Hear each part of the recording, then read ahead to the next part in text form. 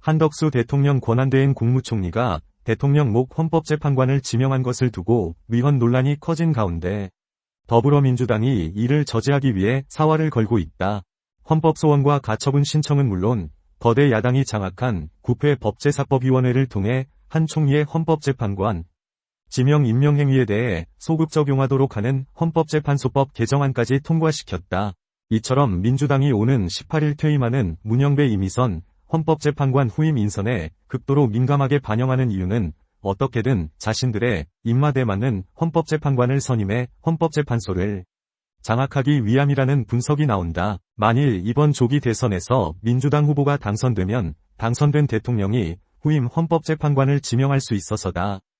그렇게 되면 헌재는 좌편향 성향의 40여 재판관 임명으로 진보 성향 헌법재판관이 5명이나 돼 진보 우위가 된다. 이재명 전 민주당 대표의 대통령 당선 이후 재판 중지부터 정당 해산까지도 민주당 맘대로 할 수 있다는 우려 섞인 목소리가 나오는 이유다. 헌법소원 가처분 신청 이어 법 개정까지 헌재에 압박하는 민주당. 14일 법조계에 따르면 헌재는 지난 10일 한 권한대행의 대통령 목 헌법재판관 지명정지 가처분 신청 사건의 주심으로 40여 재판관을 지정하고 심리에 속도를 내고 있다. 현재 한 권한대행의 재판관 지명에 관한 헌법소원과 가처분 신청은 5건 이상 접수된 상태다. 민주사회를 위한 변호사 모임, 민변, 과 법무법인 덕수, 김정환 변호사, 법무법인 도담 등은 지난 9일 헌법재판소에 이완규 법제처장과 함상훈 서울고법 부장판사의 헌법재판관 지명 효력을 정지해달라는 헌법소원과 함께 가처분 신청을 냈다. 빠르면 이번 주 안에 가처분 인용 여부에 대한 판단이 나올 것으로 보인다. 가처분 사건은 사건별로 매우 유동적으로 결과가 나오는 편이다.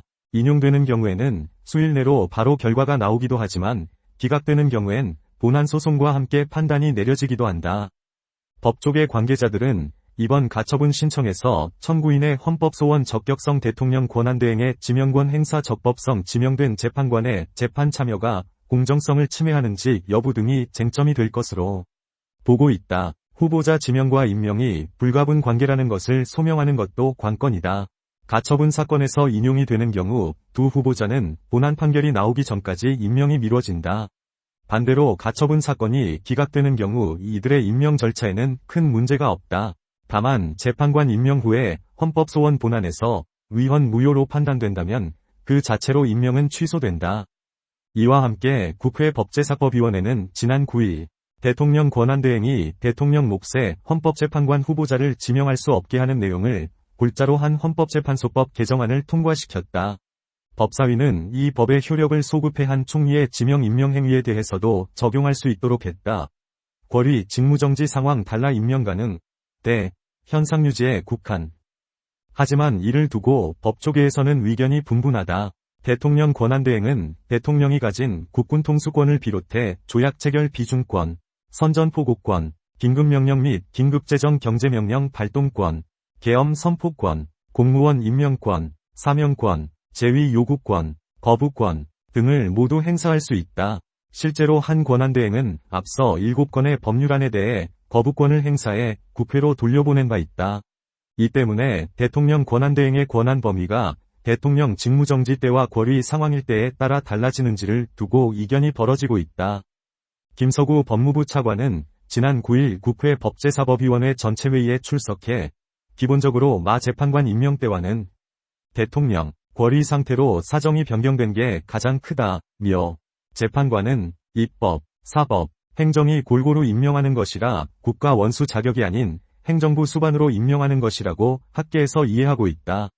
한 권한대행 입장에서는 충분히 특별한 논란 없이 임명할 수 있다고 생각했을 것 같다고 말했다. 윤석열 전 대통령 탄핵 심판이 진행 중일 땐 대통령이 사고 상황이었던 것으로 해석되는 반면 파면된 후엔 권리 상황으로 볼 수 있어 권한 행사의 범위가 달라진다는 취지의 주장이다. 헌법학자인 이호선 국민대 법과대학 학장, 전 한국헌법학회 부회장 역시 현직 대통령이 있는 동안에는 권한대행이 헌법기관 구성에 개입하는 것은 월권 논란을 불러일으킬 수 있지만 대통령이 없는 권리 상태에서는 권한대행이 국가원수로서의 권한을 전면적으로 행사해야 한다고 강조했다.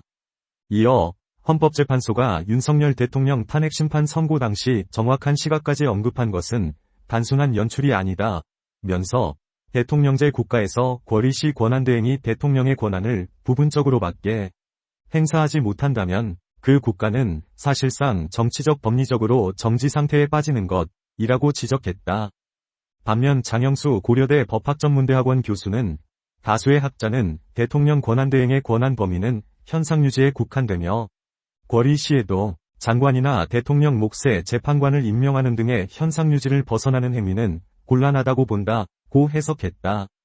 이재명 대통령 되면 독재의 시작, 재판 중지하고 국힘 해산까지. 그렇다면 왜 민주당은 그토록 한 권한대행의 헌법재판관 지명에 대해 반대하는 것일까? 한 대행이 지명한 2인, 이완규 법제처장, 함상훈 서울고등법원 부장판사, 이 헌법재판관으로 임명되면 헌재의 지형도는 크게 바뀐다. 보수 중도 성향 재판관이 6인, 진보 재판관이 3인으로 바뀌게 된다.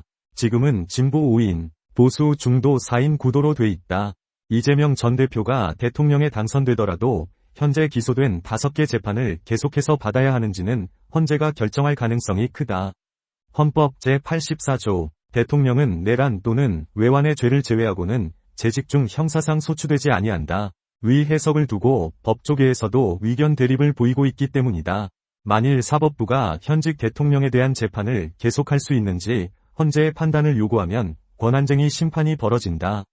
권한쟁의 심판은 과반의 찬성으로 결정되는데 보수 성향 재판관으로 평가받는 5인이 재판이 계속돼야 한다고 판단한다면 이 전 대표와 민주당은 당선 후에도 사법 리스크를 걱정해야 한다. 하지만 한 대행이 지명한 인사들이 헌법재판관으로 임명되지 못하면 문영배 이미선 재판관의 후임은 조기 대선에서 당선된 대통령이 임명하게 된다. 만일 이 전 대표가 당선되면 헌재는 진보 5인 체제로 이 대표의 유리한 판단이 나올 수밖에 없다. 결국 헌재는 민주당에 장악되는 것이다. 이현 법무법인 홍익 변호사는 이 전 대표가 헌법재판관 2명을 임명하면 헌재는 진보 6, 보수 3구도가 되면서 헌법 제84조를 근거로 이 전 대표 수사나 재판이 중단될 가능성이 크다. 면서 이재명은 재판부가 밀어붙여도 담당 판사를 탄핵하거나 압박해서 사실상 재판을 중단시킬 것이라고 지적했다. 심지어 정치권 일각에서는 국민의힘 정당 해산도 가능하다는 해석도 나온다. 정당 해산 조건은 헌법재판관 6명 이상의 찬성이 필요한데 헌재가 진보 5인 체제로 구성되면 중도 쪽 한 사람만 마음을 바꾸면 정당 해산이 가능해진다. 더군다나 이 전 대표가 윤 전 대통령 파면 이후에도 계속해서 내란 종식이 먼저 라고 외치는 것의 배경을 두고도 집권할 경우 진짜 정당 해산 심판에 나서는 것 아니냐는 해석이 나오고 있다. 정당 해산 심판은 정부만이 할 수 있고 법무부 장관이 헌법재판소에 청구하는 방식이다.